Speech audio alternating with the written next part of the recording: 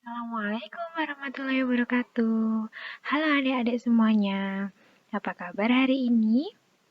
Semoga adik-adik selalu dalam keadaan sehat walafiat ya. Oke, hari ini sebelum kita mulai pembelajaran, kita berdoa terlebih dahulu ya. Berdoa dimulai. Berdoa selesai. Oke, hari ini kita belajar lagi pendidikan lingkungan hidup. Adik-adik semuanya, masih ingat apa tidak dengan buah yang ada di bawah ini, di gambar ini? Iya, ini ada buah yang besar sekali. Buah apa namanya? Iya, buah jeruk bali. Nah, untuk yang ini, jeruk manis. Untuk yang ini, jeruk keprok. Nah, tiga jeruk ini sudah dipelajari pada pertemuan yang sebelumnya. Untuk yang hari ini, kita belajar selanjutnya yaitu jeruk purut. Jeruk purut atau biasa disebut dengan jeruk limau atau limau. Nah, jeruk ini termasuk jeruk rempah. Jeruk purut berukuran terkecil dari jeruk lain. Nah, rasa jeruk purut ini terasa asam agak pahit. Untuk pertumbuhan dan perkembangannya ini tergolong lambat. Jadi memerlukan waktu yang lama. Selanjutnya, kita bahas tentang ciri-ciri tumbuhan jeruk purut. Jeruk purut tumbuhannya itu berbentuk pohon kecil atau bisa disebut dengan pardu. Rantingnya itu berduri. Daunnya berbentuk khas seperti dua helai yang tersusun vertikal akibat pelekukan tepinya yang ekstrim, tebal dan permukaannya licin, agak berlapis malam. Ini dia contohnya gambar dari daunnya jeruk purut. Bisa dilihat di sini. Daun muda dapat berwarna ungu, daun yang sudah tua warnanya hijau tua. Buahnya kecil, diameternya tidak lebih dari 3 cm. Bentuknya bulat seperti telur, dan kulitnya berwarna hijau dan kasar, berkerut-kerut seperti ini. Ini dia contohnya. Nah, tumbuhan jeruk purut ini di daerah Tulungagung banyak ditanam di daerah Ngunut, Terjutangan, dan Ngantru. Selanjutnya, kita bahas tentang manfaat dan khasiat jeruk purut. Dalam dunia masakan atau makanan, daun jeruk purut ini bisa dipakai sebagai penyedap dan rasa sari buahnya yang asam itu digunakan sebagai penetral bau amis dari daging, ikan, dan untuk mencegah rasa mual seperti pada siomay. Untuk potongan daun jeruk purut ini bisa dicampurkan pada bumbu pecel atau juga gado-gado untuk mengharumkan dan juga pada adonan rempeyek. Siapa yang suka rempeyek? Nah, biasanya pada adonan rempeyek itu diberikan potongan daun jeruk purut. Kalau di Thailand, daun jeruk itu digunakan untuk kuah masakan tom yum. Selanjutnya, cara tumbuh dan berkembang biak jeruk purut. Jeruk purut ini dapat diperbanyak dengan cara vegetatif, yaitu berupa penyambungan tunas pucuk atau grafting. Biasa ditanam di area pesawahan dan lahan belerang. Untuk lahan yang ditanami harus bersih dari tanaman atau sisa tanaman lain. Maksudnya di sini adalah jika kalian ingin menanam jeruk purut, nah, lahan yang kalian pakai atau tanah yang kalian akan tanami jeruk purut itu harus bersih dari tanaman atau sisa tanaman lain. Misalkan sebelumnya tanah itu buat menanam jambu, jadi itu harus menunggu sampai itu bersih dulu baru bisa ditanami gitu. Untuk ukuran jaraknya yaitu 6 kali 7 meter. Ditanam pada awal musim hujan, lebih baik. Terus siram secukupnya dan diberi mulsa jerami atau daun kelapa. Untuk cara tanam jeruk purut, nah di sini yang pertama, buat lubang berbentuk segi empat berukuran 75 kali 75 cm. Lalu, lubang tersebut digali sedalam 60 cm. Selanjutnya, kita taburkan pupuk kandang pada galian dan membiarkan tanah selama 2 minggu. Buat apa didiamkan selama 2 minggu?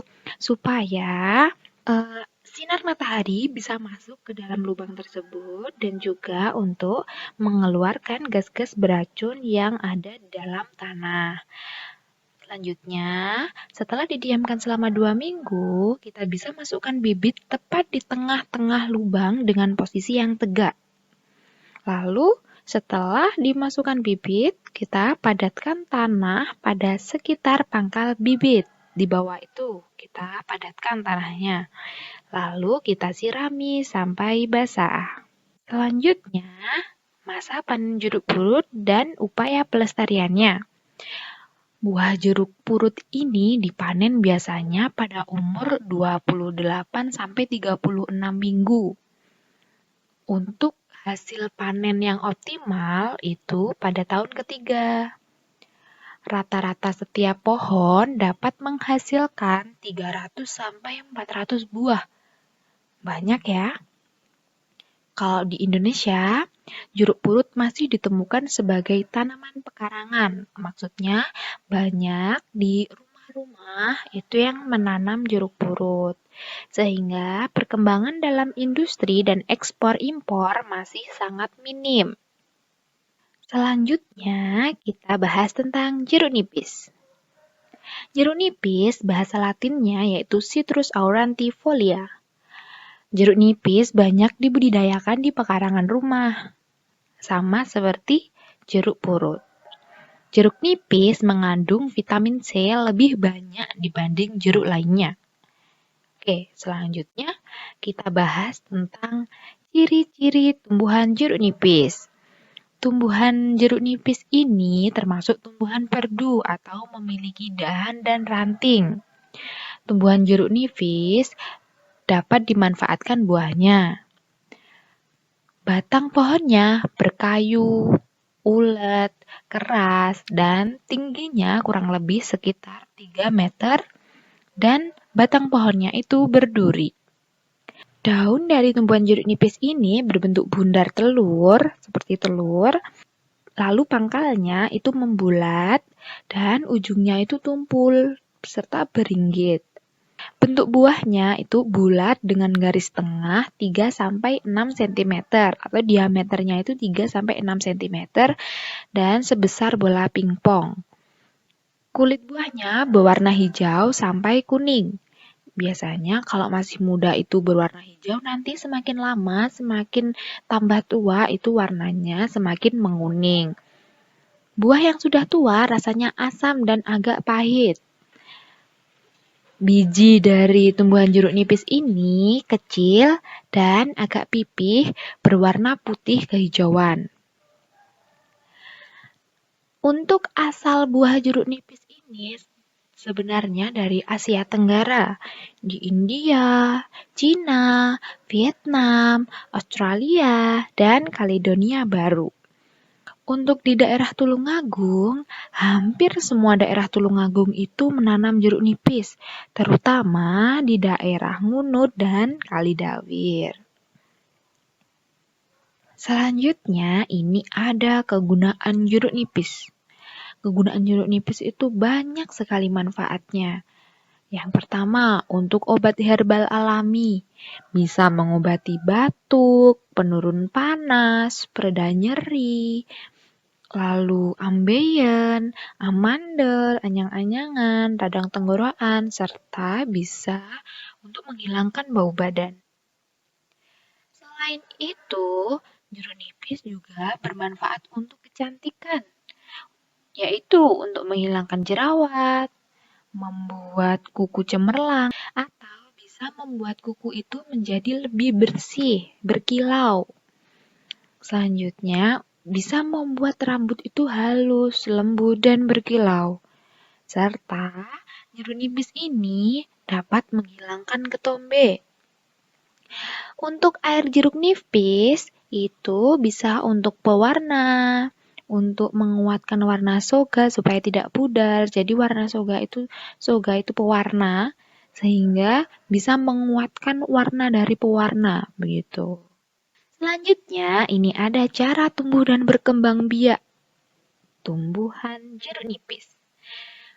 Jeruk nipis bisa ditanam di tegalan, di sawah, di bukit maupun lahan belerang di mana saja bisa.